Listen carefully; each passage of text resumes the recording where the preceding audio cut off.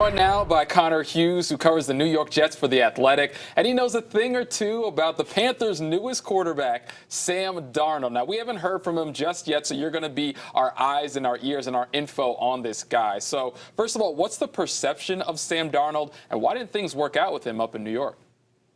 Well, I mean, I don't think you'll find anyone who speaks more glowingly of Sam Darnold than those over here at One Jets Drive. I mean, ownership and Christopher Johnson loves him. Joe Douglas, the general manager, loves him.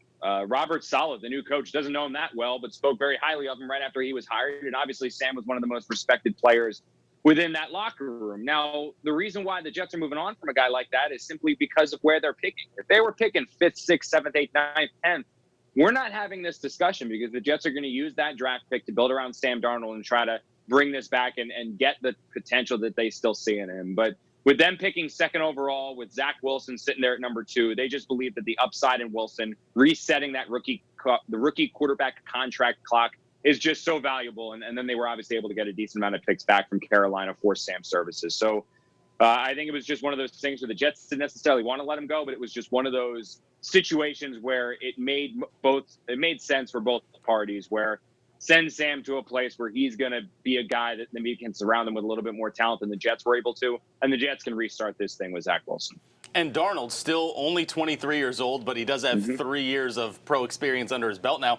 Having covered him for a bit, what have you noticed? What has he improved upon, and what are some of those lingering weaknesses now that he's 3 years in the league? Well, that's the problem, guys, and one of the reasons why the Jets were willing to think about a quarterback at number 2, and one of the reasons why the Jets went 2-14 last year is that Sam didn't improve on too much. I mean, he threw only 9 touchdowns last year. He went 2-10 as a starter. He completed under 60% of his passes and had the worst quarterback rating of anyone in the NFL. Now, the reason and the way that this gets all kind of convoluted and complicated is you don't necessarily know if Sam's regression and Sam's struggles were because Sam can't play, or is it because the Jets just failed in both developing and evaluating him? I mean, at no point in Sam's 3-year career with the Jets did he have competent coaching. Jeremy Bates was his offensive coordinator his first year. That was not very good. And the Jets managed to make things worse with Adam Gase and Dowell Loggins over the next 2. You know, they top-tier offensive weapons for him to throw to. You know, he never had Tyreek Hill. He never had Curtis Samuel, who the Panthers just, let go, or more, anyone like that. I mean, he had Robbie Anderson, and then the Jets let him go before he reached his potential and made his way back down there to you guys. So he never had good coaching. He never had a good offensive line. He never had really top-tier level receivers. So you wonder, did Sam struggle because the Jets never surrounded him with any talent, or did Sam struggle because Sam maybe isn't all that? This decision for the Jets to move on from him or not move on from him so challenging, because you don't necessarily know why Sam struggled, and the Jets just couldn't wait any longer.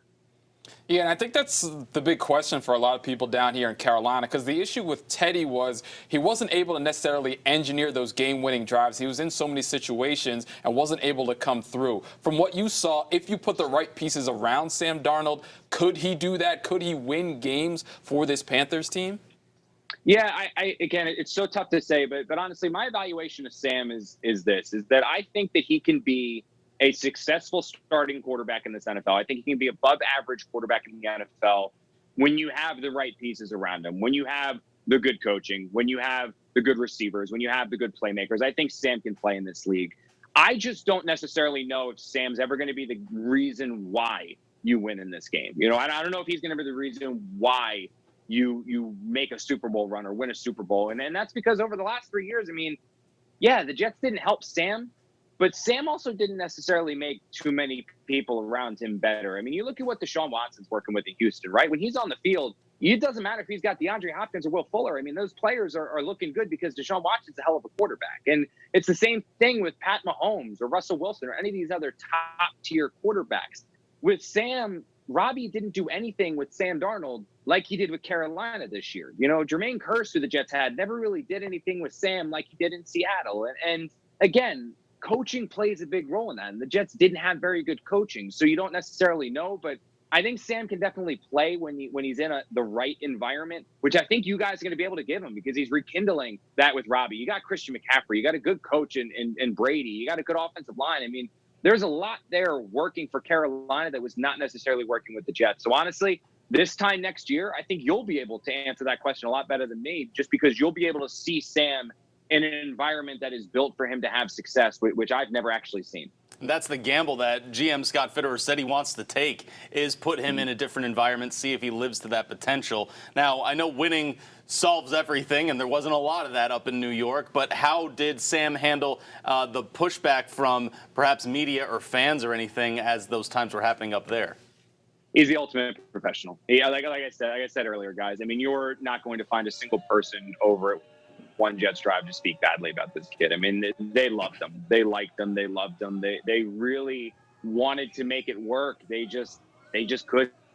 And that's a shame, because Sam was the great teammate. Sam was the great guy off the field. Sam was great with fans. He was great with media. He was great with that. He was our Media Good Guy award winner last year. So I think you'll see a better Sam than what we did.